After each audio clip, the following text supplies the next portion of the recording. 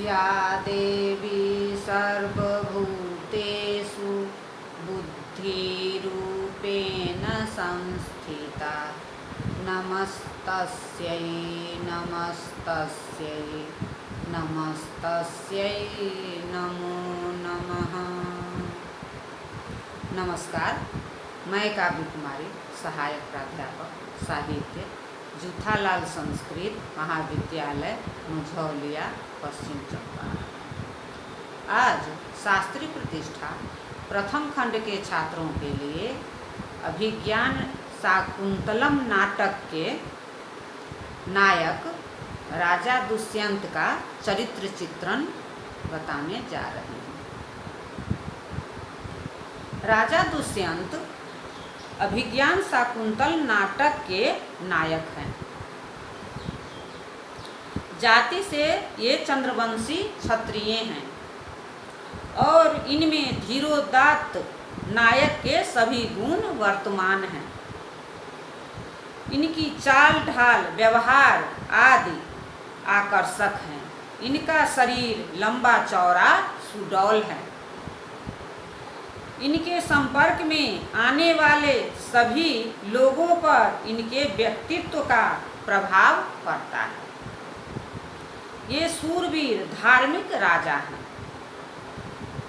शिकार खेलने में इनका मन खूब लगता है।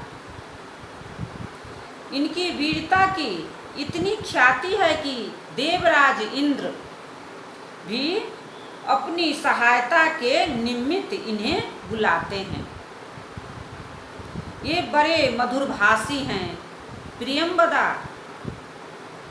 इनके मधुर भाषण की प्रशंसा करती है। ये अपने कुल की प्रतिष्ठा का हमेशा ध्यान रखते हैं तथा अपने पूर्वज महाराज पुरु के पावन आचरण से सदा प्रेरणा लेते रहते हैं।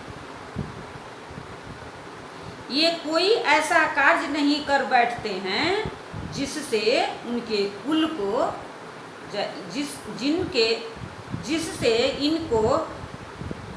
जिससे इनके कुल की मर्यादा पर धब्बा लगे। इस प्रकार दुष्यंत सर्वश्रेष्ठ गुणों के प्रतीक एवं आदर्श राजा है। जिस समय राजा दुष्यंत तपोवन में प्रवेश करते हैं, उस समय उनके दक्षिण बाहु फरकने से शुभ शकुन होता है। जैसे ही वे आगे बढ़ते हैं, वैसे ही कलश लेकर वृक्षों में पानी डालने के लिए आती हुई 3 तापस कन्याओं को देखते हैं। उनमें वल्कल पहने हुए शकुंतला को देखकर वे मन में सोचते हैं कि इस कृशांगी का सुंदर शरीर वल्कल के योग्य नहीं, फिर भी वल्कल से इसकी शोभा बढ़ गई है। सहज सुंदरी को क्या अच्छा नहीं लगता, क्योंकि सेवार से आवृत रहता हुआ कमल सुंदर मालूम पड़ता है और चंद्रमा में पड़ा कलंक भी उसकी शोभा बढ़ाता है। सरसीज मनुविधं सेवलेनापि रम्यं मलिनमपि हिमांशोर लक्ष्मी तनोति। इयं धिक् मनोज्ञा वल्कलेनापि तन्वी किमिह मधुराणां मंडनं नाकृतीनाम्। राजा दुष्यंत को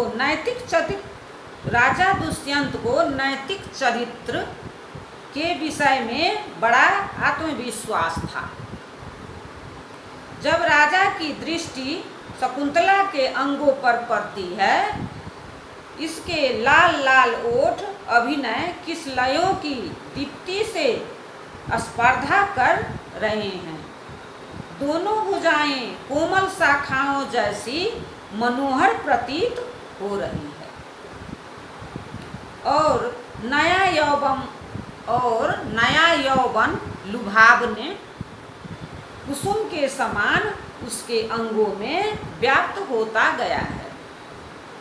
इस रूप सौंदर्य से राजा का मन चंचल हो जाता है। महर्षि कण्व के आश्रम में प्रवेश के समय अनुपम सौंदर्य से मंडित शकुंतला को देखकर उसके लावण्य कांति पर मुग्ध होकर प्रशंसा करते हैं और उसे पाने के लिए ललायित हो जाते हैं। फिर भी उनका विवेक ब्राह्मण कन्या के प्रति आकृष्ट होने से रोकता है।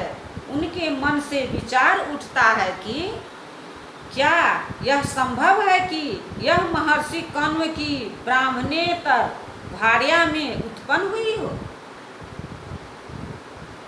शीघ्र ही निर्णय कर लेते हैं कि अथवा संदेह करना व्यर्थ है। निश्चय ही यह क्षत्रियों के ग्रहण योग्य है, क्योंकि मेरा पवित्र मन इसे चाहता है। संदेहास्पद विषयों में सदाचारियों के अंतःकरण के विचार ही प्रमाण हुआ करते हैं। इस प्रकार दुष्यंत का आत्मसंयम पर पूर्ण विश्वास था। असंशयं छत्र परिग्रह क्षमा यदार्य मस्यामभिलाषी वे मनः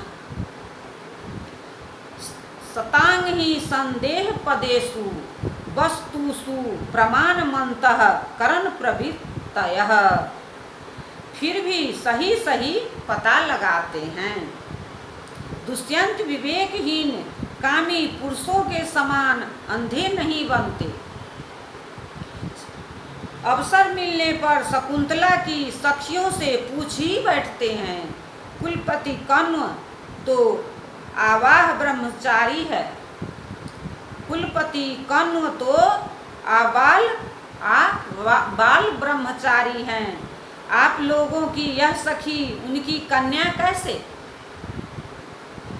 जब उन्हें शकुंतला विषयक सारा रहस्य ज्ञात हो जाता है, अर्थात यह शकुंतला अविवाहित है, यह शकुंतला अविवाहित है, इसके विवाह का किसी के साथ निश्चय नहीं हुआ है, यह क्षत्रिय को कन्या होने के कारण विवाह के योग्य है और वह भी मुझे चाहती है इत्यादि निश्चय हो जाने के अनंतर ही वे शकुंतला से गंधर्व विवाह करते हैं। तपोवन से हस्तिनापुर लौटते समय शीघ्र ही बुलाने का वचन देकर अभिज्ञान के रूप में, चिन्ह के रूप में प्रेम से उसे अपनी अंगूठी दे देते हैं। पर दुर्भाग्यवश दुर्वासा के शाप से प्रभाव से उसकी स्मृति धूमिल हो गई। उसे कुछ स्मरण नहीं रहा। वे पर स्त्री समझकर दरबार में उपस्थित शकुंतला को ठुकरा देते हैं। फिर भी पाठक उन्हें दोषी नहीं समझते। अंगूठी की प्राप्ति के पश्चात जब सारी बातें स्मृति पटल पर आ जाती है, तब उत्सवों से विरत होकर समय बिताते हैं। अंत में इंद्रपुरी से लौटते समय महर्षि कश्यप के आश्रम पर शकुंतला का साक्षात्कार पर उसके पैरों पर गिरकर क्षमा मांगते हुए कहते हैं, सुतनु हृदयात् प्रत्यादेश वयलिक मपैतु ते किमपि अनसः सम्मोहो में तदा बलवान भूत। राजा दुष्यंत समदर्शी आदर्श पति हैं। अनेक स्त्रियों से संबंध रहने पर भी इन्हें नैतिकता का सदा ध्यान बना रहता है। नैतिकता का सदा ध्यान बना रहता है। नई स्त्री से प्रेम हो जाने पर भी वे पहली स्त्रियों को भूल नहीं जाते। ये अपनी रानियों की भावनाओं को पूरा पूरा सम्मान करते हैं। पंचम अंक के आरंभ में रानी हंसपदिका के उपालंभ पूर्ण गीत को सुनकर वे उसे सांत्वना देने के निमित्त माधव्य को भेजते हैं। गच्छ नागरिक वृत्त्या संज्ञापय्यै नाम। षष्ठ अंक में प्रमद वन में चित्रपट पर शकुंतला की छवि देखने में मग्न राजा दुष्यंत चतुरिका चेटी में महारानी वासुमती के आने का समाचार सुनकर मान गर्भिता महारानी अप्रसन्न होगी। यह सोचकर शकुंतला के चित्रपट को विदूषक से अन्यत्र भेज देते हैं। वयस्य उपस्थिता देवी बहुमान गर्भिता च भवानीमा प्रतिकृतिं रक्षति। वह वसुमती के सम्मान एवं आदर में कमी नहीं आने देना चाहते हैं। इस प्रकार समदर्शी नायक दुष्यंत के चरित्र को देखकर सानुमती अप्सरा उसकी प्रशंसा करती है। दुष्यंत एक धर्मपरायण राजा है। आदि से अंत तक उन्होंने धर्मनिष्ठा का पालन किया है। ऋषियों की प्रार्थना पर ही महर्षि कण्व के आश्रम में यज्ञ की रक्षा में संलग्न है। उन्हें हस्तिनापुर से आदरणीय माँ का संदेश मिलता है। आगामी चौथे दिन मेरे उपवास की पारना है। उस अवसर पर आपका उपस्थित होना आवश्यक है। माता का यह संदेश सुनकर वे दुविधा में पड़ जाते हैं। एक ओर तपस्वियों के यज्ञ का रक्षा कार्य जिसके लिए पहले ही वचन दे चुके हैं, दूसरी ओर पूज्या माता का आदेश क्या हो कैसे हो, वे बड़ी बुद्धिमानी से दोनों कार्यों को संपन्न करके मार्ग निकलते हैं। विदूषक संपन्न करके वे बड़ी बुद्धिमानी से दोनों कार्यों को संपन्न करने का मार्ग निकालते हैं। विदूषक को माँ की सेवा में भेज देते हैं, क्योंकि माता ने उसे भी तो पुत्र की भांति ही माना है। दुष्यंत के हृदय में ऋषियों के प्रति अपार आदर भाव है। वे उनकी रक्षा तथा सेवा के प्राप्त पुण्य को अमूल्य निधि समझते हैं। विदूषक से स्पष्ट कहते हैं, वे विदूषक से स्पष्ट कहते हैं, यदुतिष्ठति वर्णेभ्यो नृपाणां क्षयी तत्फलम् तपः खड्भागमक्षय्यं ददत्यारण्यका ही न। अतः वे ऋषियों के आदेश पालन में अपने को कृत्य समझते हैं। मृगया के शिकारी होते हुए भी बैखानसों के कहने से वे मृग को छोड़ देते हैं, उस पर बाण नहीं चलाते। तपोवन की मर्यादा अक्षुण्ण बनाए रखने के लिए वे विनीत भाव से आश्रम में प्रवेश करते हैं और अपने सैनिकों को आश्रम की मर्यादा का बोध कराते हैं। अब सेना का हाथी तपोवन में गड़बड़ मचाता है। तब वे अपने मन में सोचते हैं कि क्या मैं तपस्वियों की दृष्टि में अपराधी ठहराया गया हूँ। कथम पराधः तपस्विनामस्मि। द्वितीय अंक में जब तपस्वियों की तरफ से तपोवन की रक्षा के निमित्त निवेदन आता है, तब वे कहते हैं कि तपस्वियों की क्या आज्ञा है। कि माज्ञापयन्ति। पंचम अंक में जब शकुंतला के निराकरण से सारंगरव बड़ी बातें कहता है, तब वे क्रुद्ध नहीं होते, केवल इतना ही कहकर चुप हो जाते हैं कि विशेषेणाधि क्षिप्तोस्मि। सप्तम अंक में मरीचिनंदन न कश्यप ऋषि के आश्रम में ऋषियों के प्रति उनका व्यवहार अपार श्रद्धा को व्यक्त करता है। उनके आशीर्वाद को अपने भविष्य का मूल मंत्र समझते हैं। दुष्यंत एक उच्च कोटि के शासक हैं। उनमें 3 गुण प्रमुख है: कर्तव्य परायणता, प्रजा प्रेम और लोभ का अभाव।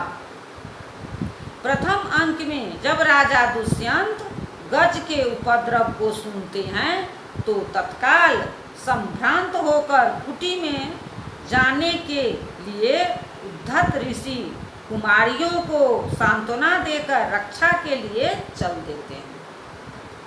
द्वितीय अंक में जब 2 ब्रह्मचारी तपोवन की रक्षा के निमित्त बुलाने आते हैं, तब वे कहते हैं कि आप दोनों आगे आगे चलें, मैं भी पीछे पीछे आ ही गया। गच्छतां पुरो भवन्तु अहम प्यनुपद मागत एव।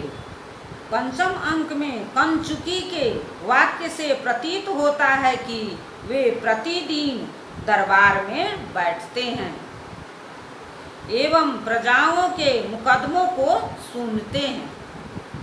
उन्हें शासन तथा राज्य व्यवस्था से फुर्सत नहीं मिलती। वे प्रतिदिन मंत्रियों के कार्यों का स्वयं निरीक्षण किए बिना कोई भी आदेश प्रसारित नहीं होने देते। वे बड़े ही प्रजा वत्सल हैं। समान प्रतिहारी से कहते हैं कि मेरे राज्य में यह घोषणा करा दो, जिसका जो संबंधी मर गया हो वह राजा दुष्यंत को अपना ही संबंधी समझे। अर्थात यदि किसी स्त्री का पति मर गया हो तो मैं उसका पति को नहीं हो सकता। यदि किसी स्त्री का पति मर गया हो तो मैं उसका पति तो नहीं हो सकता, किंतु यदि किसी का पुत्र, पिता या भाई आदि मर जाए तो मुझे ही उस जगह पर समझे। येन वियुज्यन्ते प्रजाः स्निग्धेन बन्धुना स पपाहिते तासां दुष्यन्त इति दुष्यताम्। दुष्यंत बड़े ही आदर्शमय निर्लोभी राजा हैं। वे अनुचित मार्ग से अपना कोष बढ़ाना नहीं चाहते।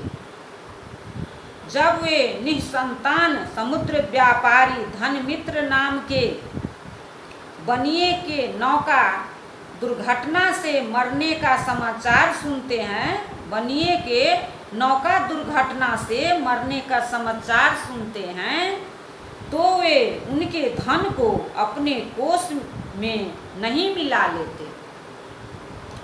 वे इस बात की खोज करते हैं कि उसकी स्त्रियों में से कोई गर्भवती है या नहीं।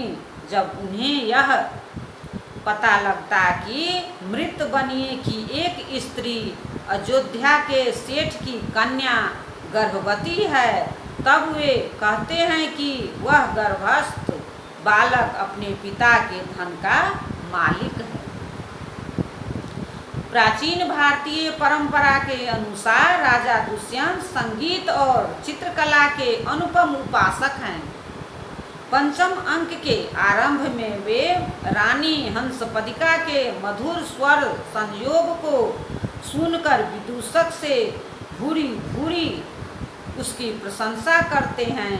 उनकी चित्र निर्माण कला का निदर्शन षष्ठ अंक में है। उन्होंने शकुंतला का चित्र स्वयं बनाया था, जिसकी चित्रकारी पर विदूषक तथा सानुमति अप्सरा दोनों मुग्ध हैं। अहो ऐसा राजर्षे निपुणता जाने संख्य ग्रतों में वर्तते। राजा दुष्यंत अपने मुंह अपनी तारीफ नहीं करते। जब वे दुर्जय दानवों को पराजित कर तथा इंद्र से सत्कृत हो लौटते समय मातली मार्ग में उनकी तारीफ करता है, तब वे कहते हैं कि जो कुछ मैंने किया उसका श्रेय मुझको मत दीजिए। वह सब दैवराज इंद्र के प्रभाव का फल है। दुष्यंत लंपट नायक नहीं है। यदि वे लंपट होते तो पंचम अंक में आत्मसमर्पण करने की निमित्त स्वयं उपस्थित शकुंतला को राजमहल में दाखिल कर लेते, किंतु उनकी मनोवृत्ति यह है कि पर स्त्री को ध्यान से देखना उचित नहीं है। अनिवर्णीयम परकलत्रम अनार्यः परदारव्यवहारः। इस अवसर पर उनकी दृढ़ता उनसे नैतिक चरित्र को बहुत ऊंचा उठा देती है। जब गौतमी राजा को याद दिलाने के लिए शकुंतला का अवगुंठन हटाती है, तब उसका सौंदर्य देखकर राजा चकित हो जाता है, तो भी अधर्म के भय से वह उसे स्वीकार करने के लिए उद्धत नहीं होता। इनकी दृष्टि बड़ी सूक्ष्म है। जब ये शिकार खेलते हुए कुलपति कण्व के तपोवन के पास पहुंचते हैं तो झट समझ जाते हैं कि यह तपोवन का भूभाग है। भय से भगाते हुए मृग का वर्णन तथा तपोवन के आभोग का वर्णन आदि इनकी सूक्ष्म दृष्टि के परिचायक है। इस प्रकार दुष्यंत प्रजा संरक्षण में सदा सन्नद्ध रहने वाला अपने समय का एक अप्रतिम धनुर्धर, धार्मिक, तेजस्वी एवं महाप्रतापी राजा है। धन्यवाद।